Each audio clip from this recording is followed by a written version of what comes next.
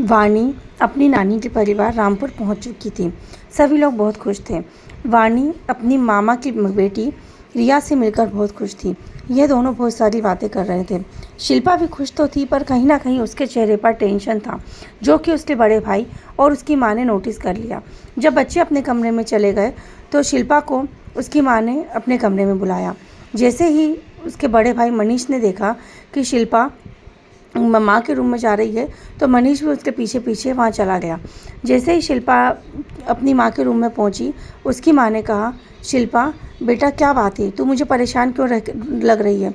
मनीष ने भी कहा, हाँ शिल्पा, तू जब से आई है मैं नोटिस कर रहा हूँ कि तू स्माइल तो कर रही है, पर तेरे मन में कुछ और ही चल रहा है।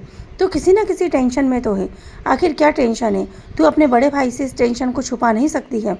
शिल्पा की माँ ने कहा, हाँ बेटा, मैं भी देख रही हूँ। तू अपनी माँ को तो सब बता ही सकती है ना। बता बेटा क्या बात है। यह कहकर शिल्पा अपनी माँ के गले लगकर ज़ोर ज़ोर से रोने लगी। शिल्पा के बड़े भाई मनीष ने भी शिल्पा के सर पर हाथ रखा। बेटा बता, तुझे क्या तकलीफ़ है? तू हम सब में सबसे छोटी है। हमेशा मैंने तुझे अपने बच्चे की तरह प्यार किया है। मैं इस तरह से तेरी दुखी चेहरा नहीं देख सकता। और तुझे क्या लग रहा है कि तू अपनी मुस्कान के पीछे अपना टेंशन, अपना दर्द छुपा लेगी?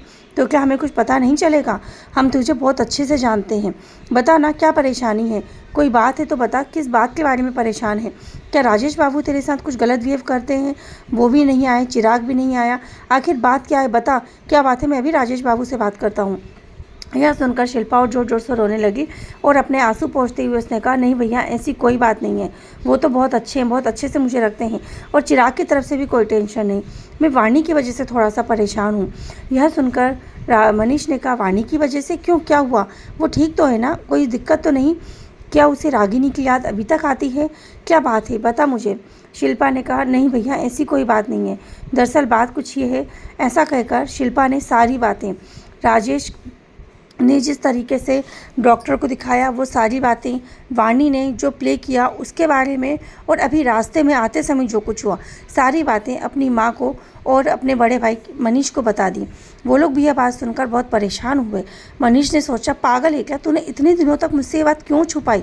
तो यदि मुझे बताती तो मैं अब तक तो इसका कोई ना कोई हल निकाल ही लेता। हमें इस बारे में सोचना पड़ेगा और हमें पता करना ही पड़ेगा।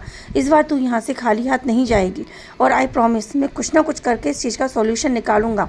मैं इस गांव के सभी लोगों को बहुत अच्छे से जानता हूँ। इस गांव में पुराने से पुराने लोग, हर व्यक्ति से इस बारे में बात करूँगा। उस नीम के पेड़ के बारे में सुनी तो मैंने भी कुछ अजीबोगरीब बातें, पर क्या ये बात सच है या डॉक्टर जो कह रहे हैं कि वो काल्पनिक, वाणी के मन का वहम है? इन सब बातों के बारे में हम जानेंगे। तभी अचानक शिल्पा के मन में कुछ आया। शिल्पा ने अपनी माँ से कहा, माँ, आप तो इस गांव में बहुत सालों से रह रही हो ना, और यहाँ तक कि आपका मायका यानी हमारी नानी का घर भी इस गांव के पास में ही है, तो आप तो काफ़ी टाइम से यहाँ जानती होगी। आप तो बचपन में भी यहाँ आई होगी, तो आपको तो उस पेड़ के बारे में मालूम होगा ना। क्या आपने कभी कोई ऐसी कहानी सुनी? शिल्पा की माँ ने कहा, नहीं बेटा, ऐसी कोई कहानी तो नहीं सुनी। हाँ, बस मुझे ये ज़रूर पता है कि ये पेड़ बहुत पुराना है, कुछ अजीबोगरीब हरकतें यहाँ होती हैं। तो फिर शिल्पा ने कहा, माँ, माला और बिरजू, क्या ये नाम आपने सुना है? क्या वाकई में ये लोग कोई थे? क्योंकि हमने देखा है उस पेड़ पे साफ साफ माला बिरजू लिखा है।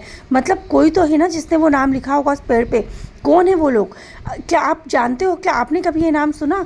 या फिर आपके परिवार में कोई बहुत पुराना हो जिसने ये नाम सुना हो, या आपने अपनी माँ के मुँह से ये नाम सुना हो, माला और बिरजू? यह सुनकर शिल्पा की माँ ने कहा, बेटा, मैंने इस तरह का नाम या कुछ कहीं नहीं सुना। हाँ, मैंने तुम्हें सब, जब तुम आखिरी बार आई थी तब बताया था कि माला रागिनी को हम बचपन में कहते थे, वो भी तुम्हारी दादी माँ कहती थी। अब वो क्यों कहती थी, ये बात तो उनके साथ ही चली गई ना। इसके बाद तो इस बारे में हमें कुछ भी नहीं पता। खैर, कुछ ना कुछ मैं याद करने की कोशिश करती हूँ, हो सकता है मुझे कुछ याद आ जाए। मनीष ने कहा, तुम चिंता मत करो, हम आज शाम को ही उधर चलेंगे और इस बारे में पता लगाएंगे। अब आगे की कहानी जानने के लिए सुनते रहिए हमारे कहानी का आगे का भाग, नीम का पेड़। Thank you.